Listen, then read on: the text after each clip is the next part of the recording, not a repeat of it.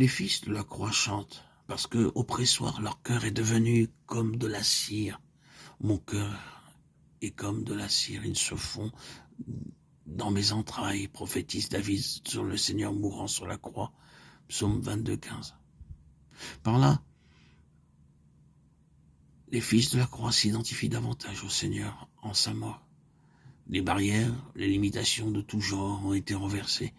Les cœurs fermés sont devenus des chemins vers Sion, où d'autres peuvent passer. Ceux qui cherchent Dieu, leurs cœurs se sont élargis pour les autres, pour leurs afflictions, leurs épreuves. Ils ressentent la douleur d'un monde qui meurt. Quiconque voit son frère dans le besoin et lui ferme ses entrailles comme l'amour de Dieu demeure. Comment l'amour de Dieu peut-il demeurer en lui?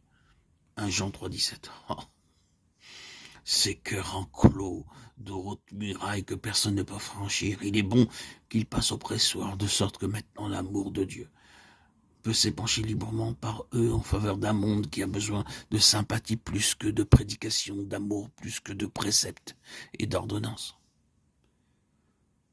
Les fils de la croix chantent parce que dans la vallée de Baca, ils sont devenus eux-mêmes un lieu de source, des fleuves d'eau vive en faveur des autres. Ce qu'ils désiraient ardemment depuis longtemps. Jean 7, 3. Le secret leur en fut révélé par la bonté de Dieu.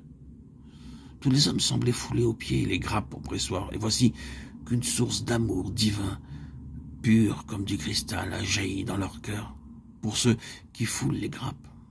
Alors, les fils de Corée ont connu qu'ils étaient en un lieu de source, le cœur même de Dieu révélé en Christ sur la croix.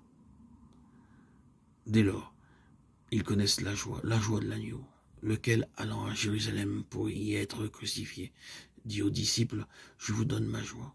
Cette joie du pressoir, cette joie à la vue du calvaire, ne peuvent être connues que par ceux qui demeurent dans le cœur de Dieu et qui voient les choses sous l'angle où Dieu les vit. Ils vont de force en force parce que leur vie est en Dieu. Avec Christ en Dieu, disons-nous dans le Nouveau Testament, ce sont des vainqueurs, désormais au-dessus de tout, parce qu'ils ont tout perdu pour Dieu. Toujours plus détachés des biens d'ici-bas. Ils règnent déjà au ciel avec Jésus. Et cette conformité au Seigneur, à l'agneau de Dieu, est le fruit de la plénitude du Saint-Esprit, bien plus que les signes et les miracles qui frappent les yeux. Vous recevrez une puissance et vous serez mes témoins, mes martyrs. Acte 1:8. Telle est la promesse du Seigneur ressuscité à ses disciples.